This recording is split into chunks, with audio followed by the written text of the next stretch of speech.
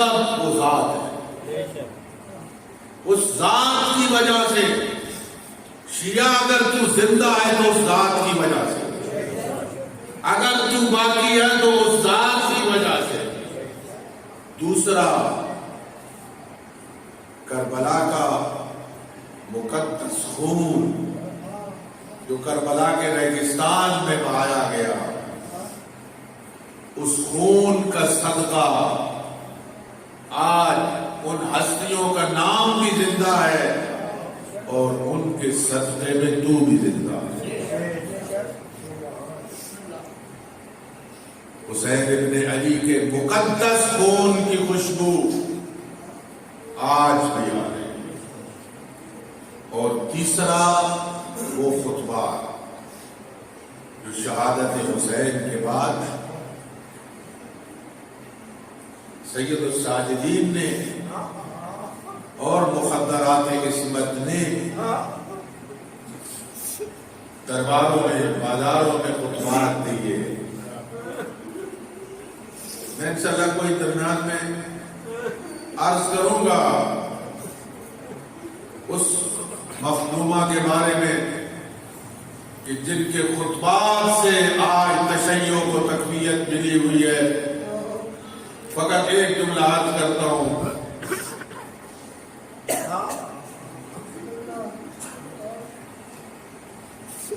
یحییٰ مازنی امیر المومنین کا صحابی ہے، امیر المومنین کے پڑوس میں رہا. وہ کہتے ہیں میں ساری زندگی حضرت کے پڑوس میں رہا، نہ تو اس گھر سے میں نے کسی مزدور کو نکلتے ہوئے دیکھا، نہ کسی مزدور کی میں نے آواز سنی ہے. جس کو کبھی کسی نے نہیں دیکھا تھا آج یزید کے دربار میں کھڑی ہوئی ہے. سر پہ چادر نہیں ہے، یزید کے دربار میں کھڑی ہے اور یزید کو للکار کے کہہ رہی ہے یا یزید کد قیدک بس آسایک. اے یزید تو جتنی کوشش کر سکتا ہے کر، جتنی مکاری کر سکتا ہے کر. میں علی کی بیٹی اعلان کر رہی ہوں لا تمحو ذکرنا ولا تمیت وحینا. نہ ہماری محبت کو لوگوں کے دلوں سے نکال سکتا ہے، نہ میرے نانے کی شریعت کو مٹا سکتا ہے. یہ اس بیوی نے بڑے دربار میں اعلان کیا تھا کہ قیامت تک میرے نانے کی شریعت بھی زندہ رہے گی اور لوگوں کے دلوں میں ہماری محبت بھی موجود رہے گی. یہ وہ اسباب ہے کہ آج کربلا زندہ ہے. انہوں نے کیا لکھا، غیر مسلموں نے کیا لکھا؟ تین بات. پہلا، تشریح انشاءاللہ کل کروں گا. پہلا وہ لکھتے ہیں وہ قوم جس کو شیعہ کہا جاتا ہے، وہ جو اہل بیت کے ماننے والے ہیں، بعد از پیغمبر آج تک وہ ہمیشہ امام معصوم سے وابستہ رہے، چاہے ان کا امام حاضر تھا چاہے غائب تھا. انہوں نے معصوم کے علاوہ کسی سے رشتہ نہیں جوڑا. امام معصوم کے علاوہ کسی کو ہادی نہیں مانا، کسی کو راہبر نہیں مانا، کسی کو امام نہیں مانا. اگر مانا ہے تو امام معصوم کو مانا، اور آج تک امام معصوم سے وابستہ ہے. پہلا سبب شیعت کی بقا کا امام معصوم سے وابستگی. اور دوسرا سبب، اس وقت 5 مذاہب ہیں دنیا میں، 4 اہل سنت کے، ایک فقہ جعفری ہے. ان کے ہاں اجتہاد ختم ہو گیا، وہی جو 4 تھے وہ ختم ہو گیا اجتہاد. فرمایا شیعہ وہ مکتب ہے کہ جس میں آج تک اجتہاد جاری ہے، اور جب تک امام کا ظہور نہیں ہوتا ان کا مجتہد اور مرجع ہمیشہ باقی رہے گا. جب بھی ان کو کوئی مسئلہ پیش آتا ہے علمی لحاظ سے ان کے اندر تقویت ہے، یہ مضبوط ہے، وہ سارے امور بیان نہیں کیے جا سکتے تھوڑے سے وقت میں۔ آج تک کوئی ایسا مسئلہ نہیں کہ جس کا آپ کے مجتہدین نے جواب نہ دیا ہو۔ میں اس کی ایک مثال دیتا ہوں۔ ہندوستان میں ایک کتاب لکھی گئی، 12 ابواب پہ مشتمل تھی، نام اس کا تحفہ اثنا عشری تھا، شاہ عبدالعزیز محدث دہلوی کی، اور اس نے اپنی کتاب میں لکھا کہ اس کا قیامت تک شیعہ جواب نہیں دے سکتے۔ وہ 5 اس کے ابواب تھے، 5 اس کی فصلیں تھی، کتاب ایک تھی، کتاب چھپی، اس کتاب کے چھپنے کے فوراً بعد 12 جلدوں میں اس کا جواب آ گیا۔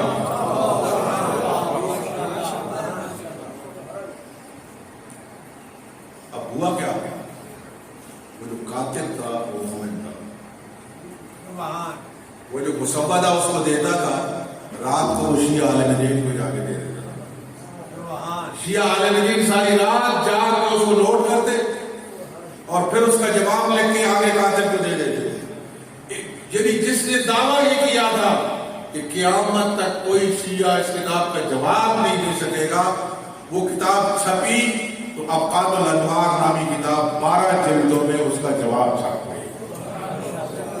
کوئی مسئلہ ایسا نہیں آیا کہ جس کو شیعہ علماء اس کا جواب نہ دے سکے۔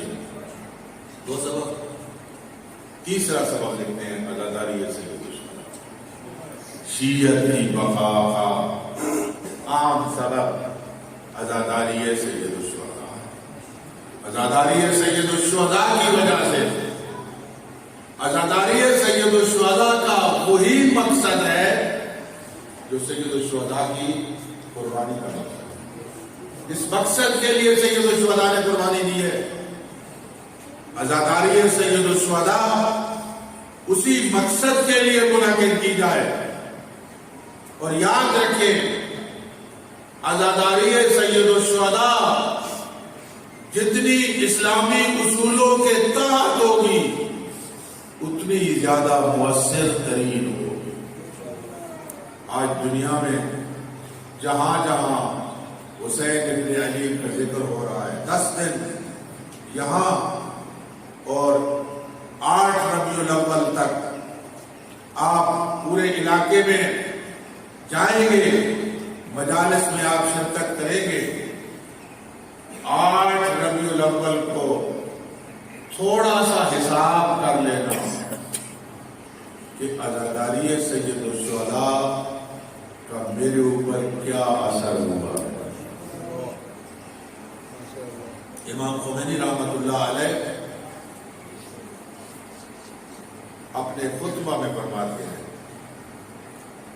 کہ ہمارے پاس یہ جو کچھ ہے 2500 سالہ شہنشاہیت کو ختم کر کے اسلامی نظام کو لے آنا یہ کوئی معمولی نہیں ہے۔ فرماتے ہیں یہ جو اسلامی انقلاب آیا ہے، یہ جو ہم نے فقہ امام صادق نافذ کی ہے، یہ عدل علوی کو نافذ کیا گیا ہے، امام خمینی فرماتے ہیں یہ ہم نے محرم اور سفر سے لیا ہے۔ یہ محرم اور سفر کی برکت ہے کہ محرم اور سفر کی مجالس سے ہم نے پورے ملک کے اندر ایک طاغوتی نظام کو ٹھوکر مار کے اس کی جگہ پہ صادق آل محمد کی فقہ کو نافذ کر دیا ہے۔ سبحان اللہ۔ یہ دن بڑے قیمتی ہیں، آئیں عزاداری میں آئیں، خلوص کے ساتھ آئیں، اس نیت سے آئیں کہ ہم جا رہے ہیں کچھ حاصل کر کے آئیں، خالی نہیں آئیں۔ حضرت امام جعفر صادق علیہ السلام سے پوچھا گیا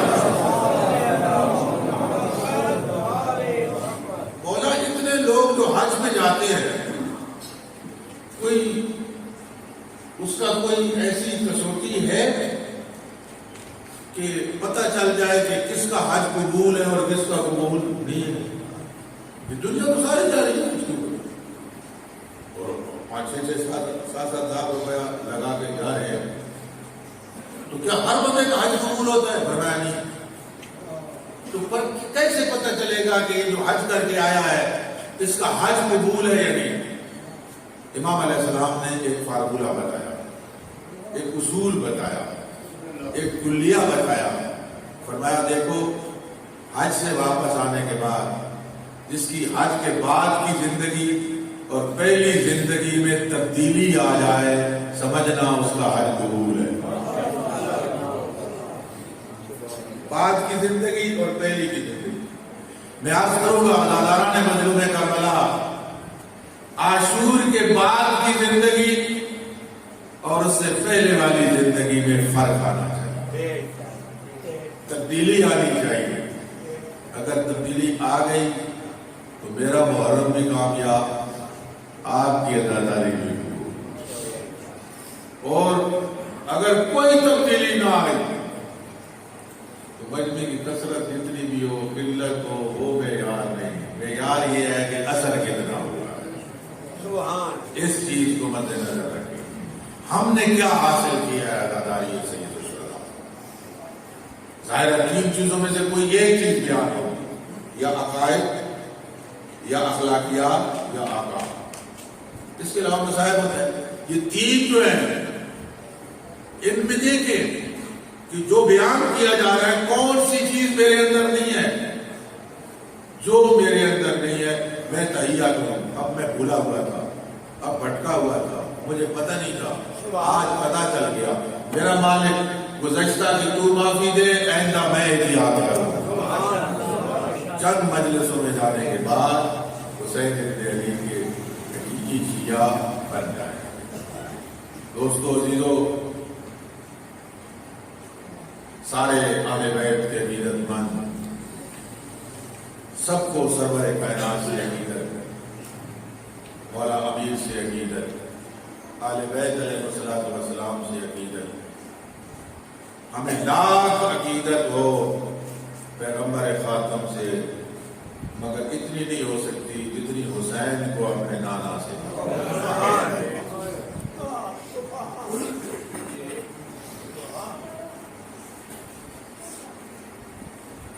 1997 میں اللہ تعالیٰ کی ذات نے موفق کیا تھا حج بیت اللہ کے لیے۔ جب ہمارا کاروان 7 دن مدینے میں رہنے کے بعد واپس آیا، مولانا ظہور خان صاحب آپ کے عالم دین آپ کے علاقے کے، وہ ہمارے قافلہ سالار تھے، تو جتنے حاجی تھے جب بس مدینے سے نکلی تو سب کی نظر گنبد کے اوپر تھی اور سارے حاجی رو رہے تھے۔ میں نے خان صاحب سے پوچھا، خان صاحب یہ اس دفعہ کی یہ کیفیت ہے یا ہر سال کی یہ کیفیت ہوتی ہے؟ فرمایا ہر سال جب حاجی آتے ہیں اور مدینے سے جدا ہوتے ہیں تو یہی کیفیت ہوتی ہے۔ 7 دن رہنے کے بعد نبی کا کلمہ پڑھنے والا وہاں سے روتے ہوئے نکلتا ہے۔ وہ جو نواسا تھا اس نے نانے کی قبر کو کیسے جوڑا ہوگا، قبر کو کیسے الوداع کیا ہوگا۔ علماء نے لکھا ہے، لوگ تو کہتے ہیں شب عاشور کو امام بڑے پریشان تھے یا عاشور کے دن بڑے پریشان تھے۔ علماء لکھتے ہیں حسین ابن علی جتنے زیادہ پریشان مدینے کو چھوڑتے ہوئے تھے اتنے کہیں نہیں۔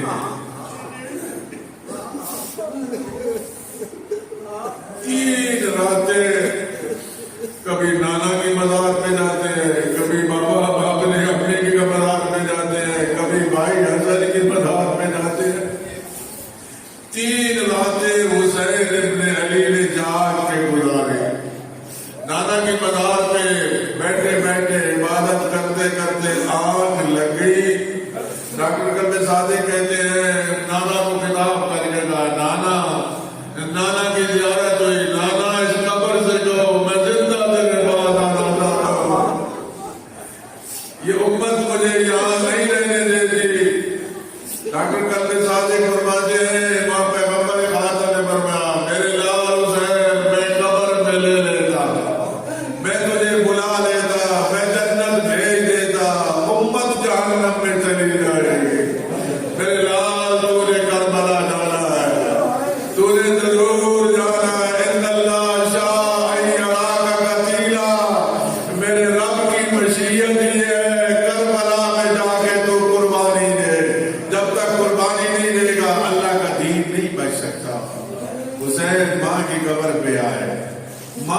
ادا کیا، کس طرح کیا؟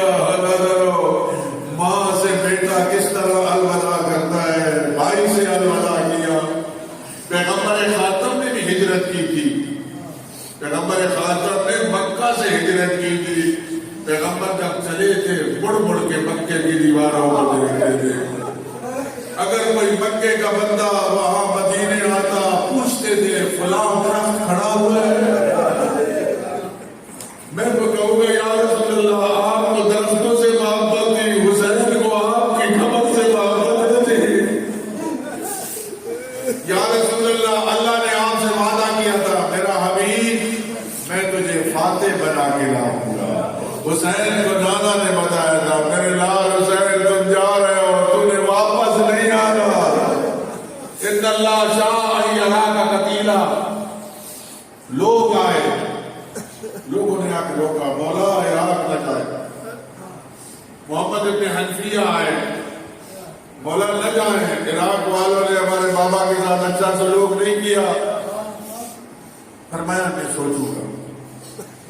رات کو تیاری کر لی، محمد ابن حنفیہ کو پتہ چلا، آئے کہا مجھے تو کہا تھا میں سوچوں گا۔ کہا نانا بن مزار میں گیا تھا، نانا نے کہا حسین تو نے کربلا جانا ہے، میں نے تیاری کر لی ہے۔ محمد ابن حنفیہ ہاشمی تھے، تڑپ گئے، کہا اگر آپ جا رہے ہیں شہادت کے لیے تو ان نبی زادیوں کو ساتھ کیوں لے کے جا رہے ہو، انہیں تو چھوڑ کے جاؤ۔ فرمایا ان اللہ شاء ان یراہن سبایا، میرے رب کی مشیت یہ ہے میرے بعد یہ بازاروں میں خطبے تھے۔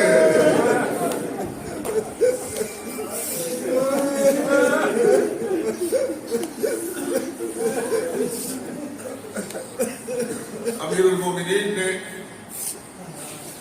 جب جناب سیدہ زینب کا عقد کیا تھا عبداللہ سے، عقد میں 2 شرطیں رکھی تھی۔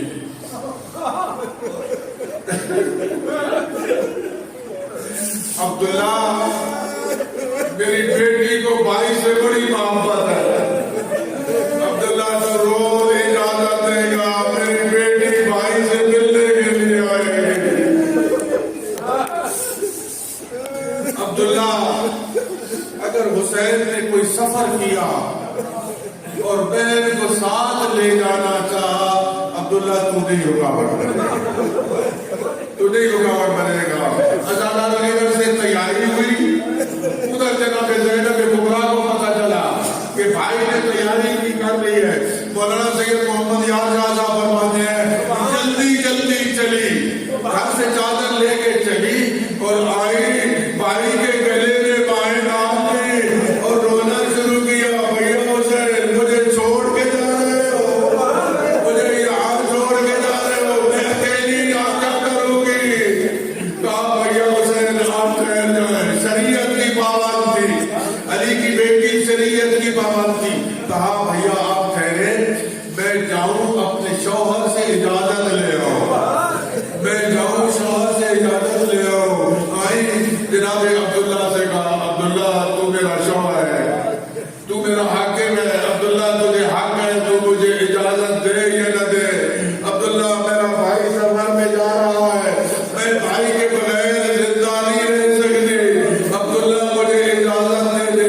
عبداللہ نے کہا علی کی بیٹی تو سفروں کے قابل نہیں ہے، یہ بڑا مشکل سفر ہے۔ کہا عبداللہ حق بنتا ہے تو اجازت دے یا نہ دے، لیکن عبداللہ سن لے اگر تو نے مجھے اجازت نہ دی، ادھر میرا حسین مدینے سے نکلے گا، ادھر میرا جنازہ اٹھے گا۔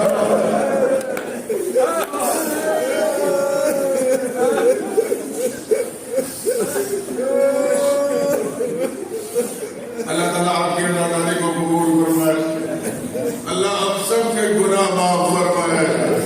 پروردگارا جب تک زندہ ہے حسین حسین کرتے ہیں، پروردگارا ہم سب کے مرحومین کی مغفرت فرما۔ بس ام سلمہ جس کو حسین سے بڑی محبت تھی، حسین سے بڑا پیار تھا، ام سلمہ نے دیکھا، بتایا کسی نے حسین جا رہا ہے، ام سلمہ آئی، میرے لال میں نے سنا ہے آپ سفر نے تیاری کر لی؟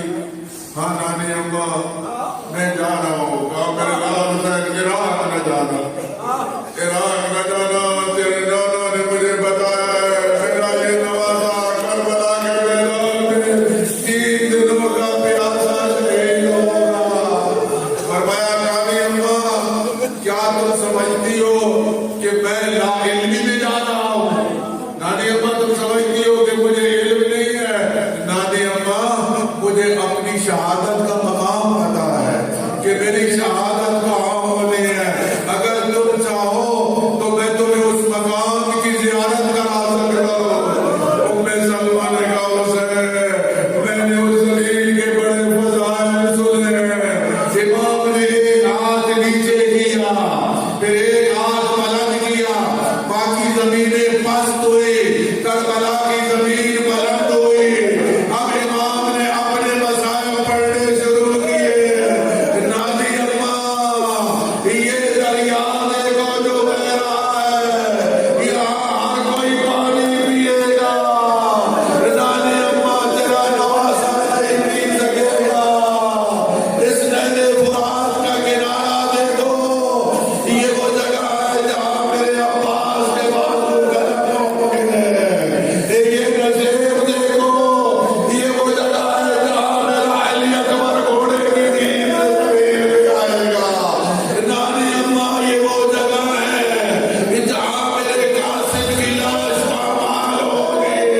اور نانی اماں یہ ٹیلا دیکھو, یہ وہ ٹیلا ہے جہاں میں اصغر کو لے جاؤں گا. شیر شوبہ تیر آئے گا, علی اصغر میرے ہاتھوں پہ تڑپ کے برباد نہ جائے گی. اور نانی اماں یہ وہ منزل دیکھو, یہ وہ جگہ ہے جہاں تیرا نوازا ہوگا. سجدے کی منزل ہوگی, شمر کا خود خنجر ہوگا. اور پھر امام نے ہاتھ بڑھایا اور بڑھا کے کھال دی. کہا نانی اماں اس کو اپنے پاس رکھ لو, اور جس دن میرے نانا کی خاص خون بن جائے یہ بھی خون بن جائے گی. اور سمجھنا میرا حسین مارا گیا ہے. لعنت اللہ علی القوم الظالمین وسيعلم الذين ظلموا أي منقلب ينقلبون.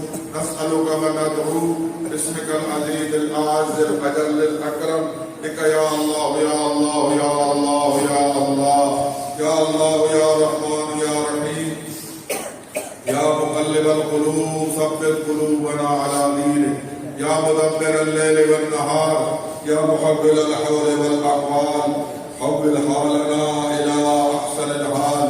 پروردگار بحق محمد والے بیت محمد ہمارے گناہ معاف فرما, ہمارے والدین کے گناہ معاف فرما, حاضرین کے حوائج شریعہ پورے فرما, مریضوں کو شفاء کامل عطا فرما, پریشان حال مومنین کی پریشانیاں دور فرما.